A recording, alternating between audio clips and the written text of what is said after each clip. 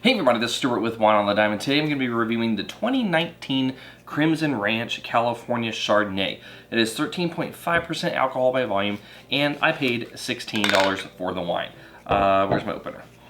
So one of my goals for myself on the channel this year is to do some more whites, rosés, and sparkling wines, and maybe branch out and do a few kind of non-Vitis stuff as well when I can come up with it. I was just looking at the channel makeup the other day and saw I had way more red wine videos than I did other stuff.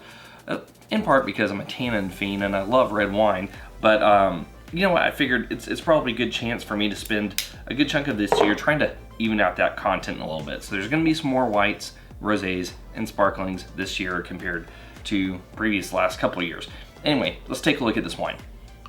And before you say anything, I grabbed a red wine glass because I was going to review red wine and then I felt like a Chardonnay suddenly. So this isn't the right glass. It should be a little bit more kind of like condensed, but we'll just take it as it is today. So today I'm going to say you are a medium lemon, no artifacts, no cloudiness. Yeah, and in terms of that clarity is, whew, that is a jewel.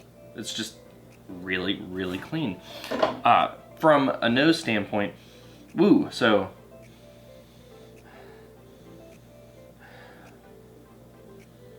medium plus intensity on the nose.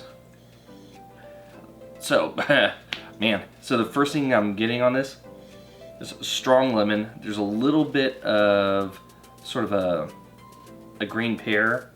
There's a little bit of red apple. There's also this kind of creaminess to it. Like a yogurt, like a Greek yogurt, like plain Greek yogurt, where you can tell that there's a little bit of something there, but not a lot. However, though, I will say at 13.5, this is 13.5, right? Yeah, I read that correctly. 13.5. It smells like it's closer on the nose to something that's like 15. The alcohol is presenting pretty hard on the nose. All right, so anyway, how does it taste? Full body. Medium intensity on the palate. There's like I didn't get this on the nose, but there's almost like a slight white pepper note to this. Once again, that white pepper on the mid palate. The alcohol is there. Now, unfortunately, and this is going to show up in the blick, the alcohol doesn't really taste like it's very well integrated in this wine. So, I'll get to that.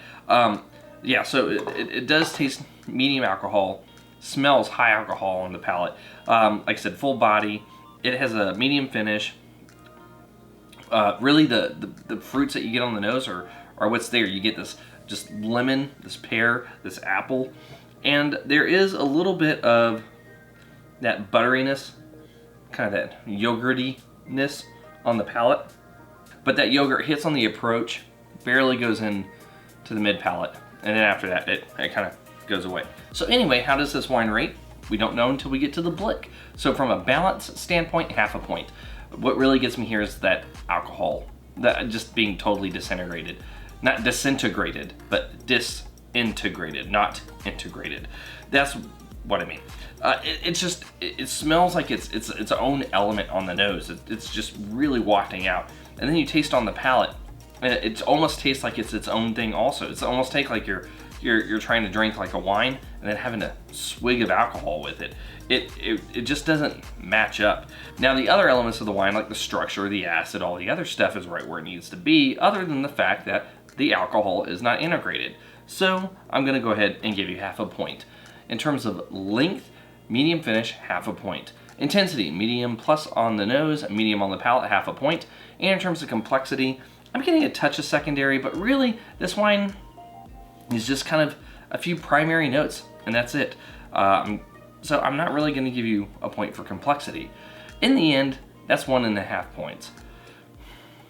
I guess if I was pairing this with food that I could use to kind of make up some of that different. No, you know what? Not even then. I'm going to give you okay.